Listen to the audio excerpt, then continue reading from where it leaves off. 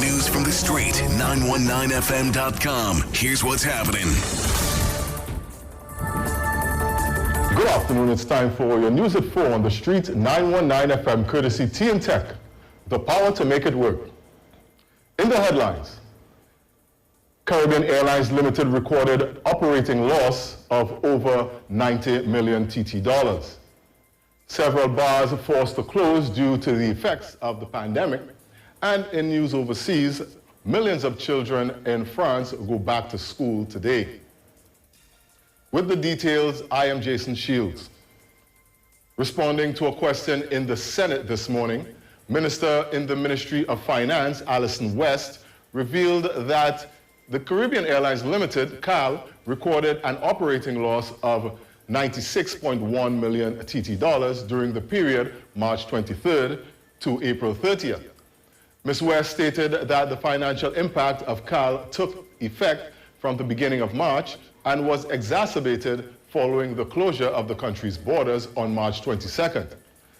She said that notwithstanding the fact that air travel is severely restricted at present, the airline has also been required to keep its aircraft leases up to date and ensure that the aircrafts are airworthy and all of its systems are functioning in readiness for the resumption of flights.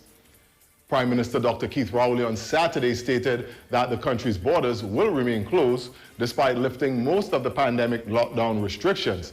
He said government is maintaining the airline at great expense to taxpayers.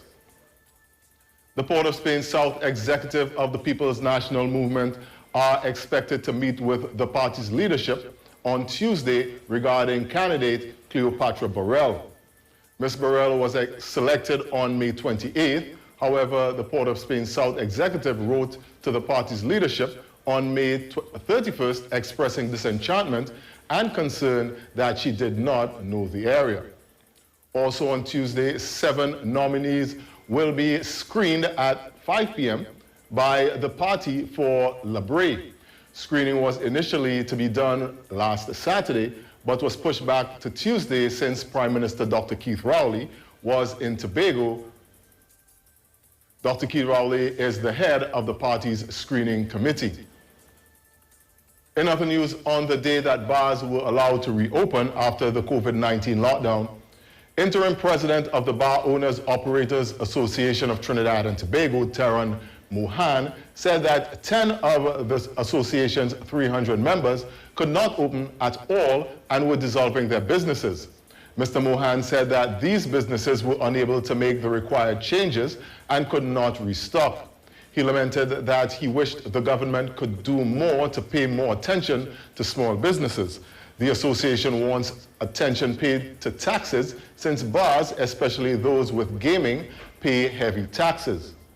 The association president revealed that some bars have reopened, opting to engage in activities to boost business, like hosting karaoke. He said once they are available to do it in a way that complies with the limited seating arrangement, that will be fine. Finally, in news overseas, millions of children in France went back to school today after being at home for more than 3 months. Pupils up to the age of 15 returned to school as part of a gradual reopening.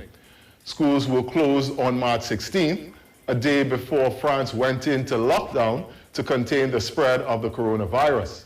One parent told one international news agency that she cried with joy when she was told her 2 children would be able to go back to school full time. And that was a look at your news to 4 p.m. on the street, 919 FM, courtesy T & Tech, the power to make it work. Recapping the headlines. Caribbean Airlines Limited recorded operating loss of over 90 million TT dollars.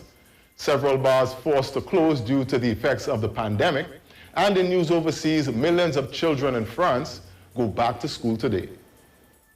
Stay with us for more news on the street, 919 FM. Our next major newscast comes up at 7 a.m. tomorrow morning. I am Jason Shields. Have a good afternoon.